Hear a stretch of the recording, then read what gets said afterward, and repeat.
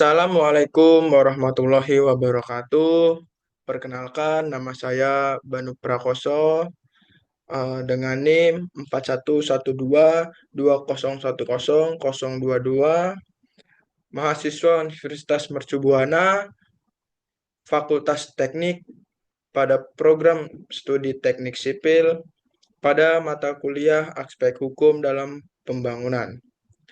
Sebelumnya, yang terhormat Ibu Lili Holida, ST, MT, PMP, selaku dosen pengampu pada mata kuliah Aspek Hukum dalam Pembangunan. Sebelumnya, izinkan saya untuk mempresentasikan tugas besar 2 saya yang berjudul Manajemen Klaim Proyek Arbitrase, Etika Kompetensi Engineer dan Profesionalisme.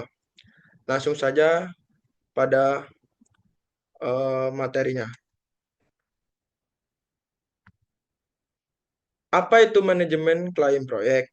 Manajemen klaim proyek adalah serangkaian kegiatan yang dilakukan untuk mengidentifikasi, menganalisis, mengelola, dan menyelesaikan klaim yang muncul selama pelaksanaan proyek. Klaim proyek merujuk pada permintaan yang diajukan oleh salah satu pihak yang terlibat dalam proyek atau seperti kontraktor, subkontraktor, atau pemilik proyek terkait perubahan yang mempengaruhi kondisi proyek, baik dalam hal biaya, waktu, atau lingkup pekerjaan yang telah disepakati dalam kontrak. Manajemen klaim proyek sangat penting karena proyek konstruksi dan proyek lainnya sering kali melibatkan banyak pihak dan berbagai kepentingan, dan selama pelaksanaan proyek, banyak faktor yang bisa menyebabkan klaim seperti perubahan desain, keterlambatan material, kondisi cuaca ekstrim, atau kesalahan dalam pelaksanaan. Jika klaim tidak ditangani dengan tepat, bisa menimbulkan sengketa yang dapat menghambat kemajuan proyek atau menyebabkan biaya yang tidak terduga. Kemudian ada jenis-jenis klaim proyek. Klaim waktu. Klaim yang diajukan ketika ada keterlambatan yang mempengaruhi jadwal proyek. Lalu yang kedua itu ada klaim biaya. Klaim terkait kompensasi biaya tambahan akibat perubahan pekerjaan atau kondisi. Lalu yang ketiga itu ada klaim kombinasi. Klaim yang mencakup aspek waktu dan biaya sekaligus. Lalu yang terakhir, yang keempat itu ada klaim kontraktual. Klaim yang muncul dari interpretasi klausul dalam kontrak. Proses manajemen klaim. 1. Identifikasi klaim. Mengidentifikasi potensi klaim yang muncul dalam proyek. Lalu yang kedua itu ada pemberitahuan klaim. Menyampaikan pemberitahuan resmi kepada pihak terkait sesuai persyaratan kontrak. Lalu yang ketiga itu ada dokumentasi klaim. Mengumpulkan bukti seperti laporan kerja, korespondensi, jadwal, dan kontrak. Lalu yang keempat itu ada evaluasi klaim. Memeriksa dasar hukum, fakta, dan relevansi klaim. Lalu yang kelima itu ada negosiasi klaim. Menyelesaikan klaim secara damai melalui diskusi antara pihak terkait. Lalu yang terakhir, yang keenam itu ada penyelesaian klaim. Jika tidak tercapai kesepakatan, klaim dapat diselesaikan melalui mediasi, arbitrase, atau litigasi. Kemudian ada arbitrase. Apa itu arbitrase? Arbitrase adalah metode penyelesaian sengketa di luar pengadilan yang melibatkan pihak ketiga yang independen yang disebut sebagai arbiter atau panel arbiter untuk memutuskan sengketa antara dua pihak atau lebih berdasarkan bukti dan argumen yang diajukan. Keputusan yang diambil oleh arbiter bersifat mengikat dan final. Artinya, tidak dapat diganggu-gugat oleh pengadilan. Meskipun dalam beberapa kasus tertentu bisa diajukan ke pengadilan jika ada alasan yang sah. Misalnya, penyalahgunaan prosedur atau ketidakadilan dalam proses arbitrase. Arbitrase sering dipilih dalam berbagai jenis sengketa, terutama dalam konteks bisnis, kontrak, dan perdagangan internasional, karena menawarkan sejumlah keuntungan dibandingkan dengan prosedur hukum formal di pengadilan seperti kerahasiaan, kecepatan, dan biaya yang lebih efisien. Ciri-ciri arbitrase, proses privat.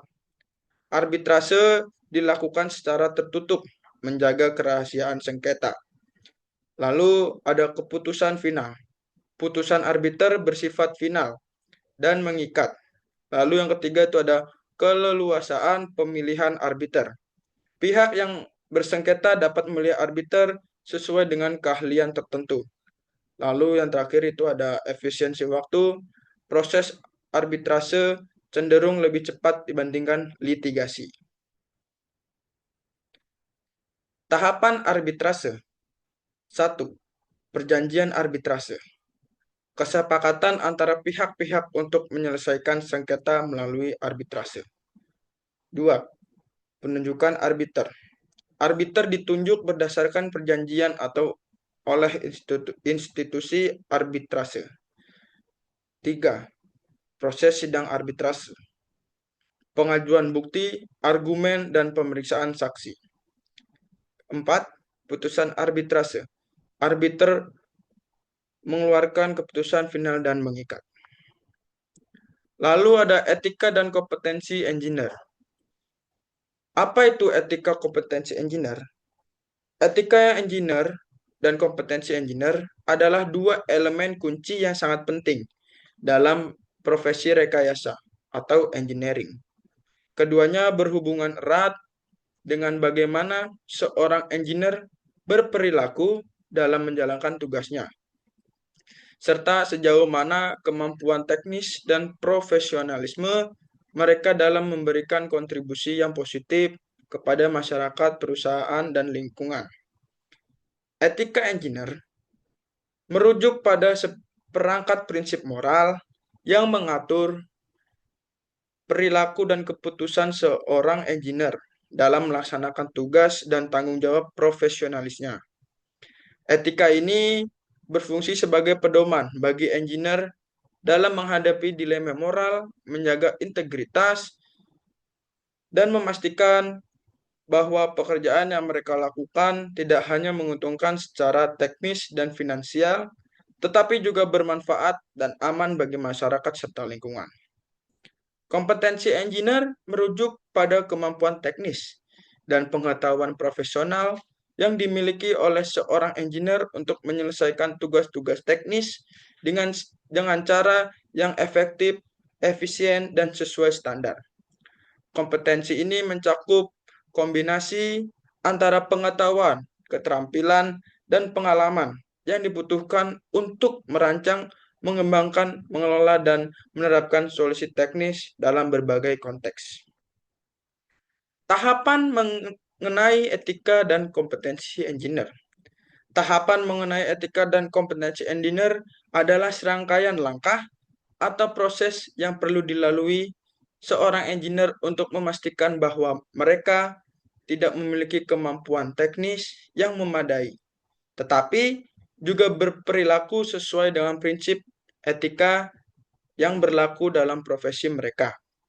Kedua hal ini, etika dan kompetensi, harus berkembang secara paralel agar seorang engineer dapat berfungsi secara profesional dan bertanggung jawab.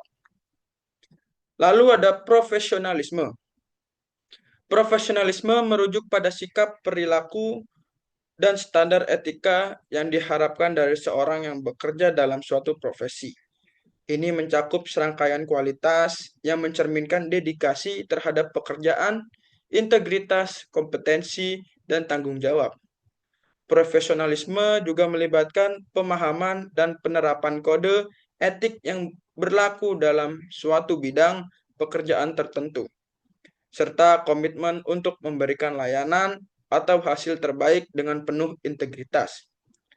Pengertian profesionalisme secara umum bukan hanya tentang keahlian atau pengetahuan dalam bidang tertentu, tetapi juga melibatkan aspek moral etis dan sosial dalam bagaimana seorang individu berinteraksi dengan rekan kerja, klien, atasan, dan masyarakat secara umum. Profesionalisme menuntut seorang untuk tidak menguasai keterampilan teknis yang relevan, tetapi juga untuk berperilaku sesuai dengan standar tinggi. Prinsip profesionalisme. Satu, itu ada komitmen pada kualitas, mengutamakan hasil kerja yang terbaik. Kedua, itu ada peningkatan berkelanjutan, selalu berusaha untuk belajar dan meningkatkan kemampuan. Lalu yang ketiga itu ada etika kerja, menjaga integritas, tanggung jawab, dan keadilan. Lalu yang keempat itu ada kedisiplinan, mampu mengelola waktu dan prioritas dengan baik. Kemudian yang kelima, yang terakhir itu ada hubungan profesional, membina hubungan kerja yang baik dan dengan kolega, klien, dan pemangku kepentingan. Kemudian ada tantangan profesionalisme. Yang pertama itu ada tantangan terkait etika dan integritas. Lalu yang kedua itu ada tantangan terkait kompetensi dan keterampilan. Lalu yang ketiga ada tantangan terkait hubungan antar pribadi dan budaya kerja. Lalu yang keempat itu ada tantangan terkait waktu dan tugas. Kesimpulan dari tiga materi tersebut yaitu manajemen klien proyek, arbitrase, etika, dan profesionalisme adalah elemen penting dalam keberhasilan suatu proyek. Engineer harus memiliki kompetensi teknis dan sikap profesional yang kuat untuk menghadapi tantangan dan menjalankan tanggung jawab secara efektif. Mungkin itu saja materi yang dapat saya sampaikan. Apabila ada kesalahan kata, mohon dibukakan pintu maaf yang selebar-lebarnya. Kurang lebihnya, wassalamualaikum warahmatullahi wabarakatuh.